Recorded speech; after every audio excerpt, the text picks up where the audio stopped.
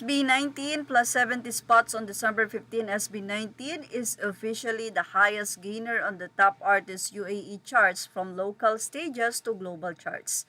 This is proof that consistency, talent, and 18 love move mountains. Celebrate this win and keep the stream rolling.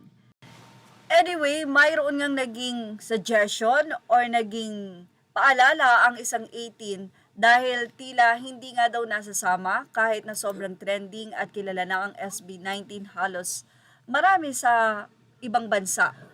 Well, ano nga po ba yung rason bakit hindi sila nanonominate internationally like Grammy? Anyway, narito po ang naging say ng isang fans na si Joyce Elquiano Anunciacion. Ayon sa kanya, I think reason bakit hindi lumalapag sa global Billboard chart ang Mahalima di magkaroon ng nomination sa Grammy at other music award-giving bodies sa UK and US is the lack of radio airplay sa mga radio stations nila, which is also a major part to consider para mas malakas ang chance nila na makatanggap ng nomination. Don't get me wrong, 18 kasi malakas tayo sa digital sales, pero mas magkakaroon pa ng mainstream awareness if their songs is also consistently have airplay in the airwaves di pang sa digital format.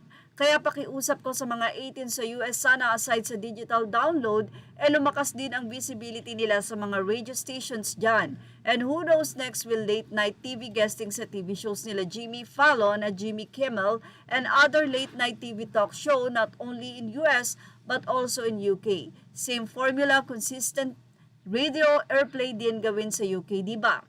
If we really want our Mahalima to do the world domination, dapat di lang sa online or digital platform sila sumikat. Radio airplay will also play a big role. Medyo redundant pero sana magets nyong point kong mga kaps.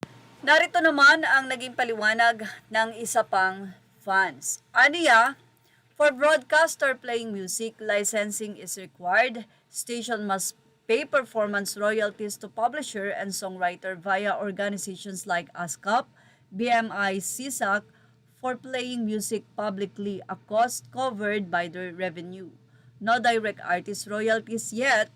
A major point of contention is that US terrestrial radio stations don't pay artists directly for using the recorded music unlike streaming services. Samantala, narito pang naging say ng ilang fans. True, laking effect ng radio play, marami ring K-pop songs and hindi nakaka-billboard kahit mataas sa digital sales chart dahil kulang sa radio play.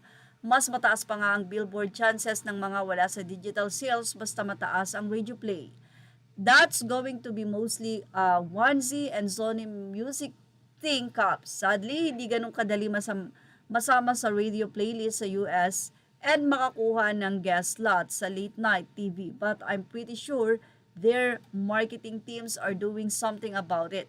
Asia is basically conquered sagad na. Western Hemisphere is next para higitan ang sagad na. Lalo na sa Spotify, malaki talaga ang epekto ng Spotify kung paunti tayo ng paunti nag-stream, may hirapan tayong iyakyat ang voice sa international events, lalo na ngayon. I hope makagawa ang SB19 song na patok sa casual, okay naman yung Gento at Mapa.